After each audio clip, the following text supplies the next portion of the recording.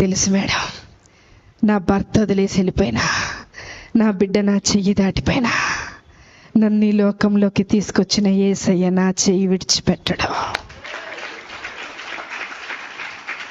ఒక మాట చెప్పనా, ఆవిడ సెటప్ బాగాలేదండి. చీర మొత్తం చినిగిపోయింది, బ్లౌజ్ చినిగిపోయింది, జుట్టు సరిగా దవ్వలేదు. నేనన్నా, నీ బయట గెటప్ బాగోలేదు కానీ నీ లోపల సెటప్ విశ్వాసం మాత్రం చాలా బాగుంది.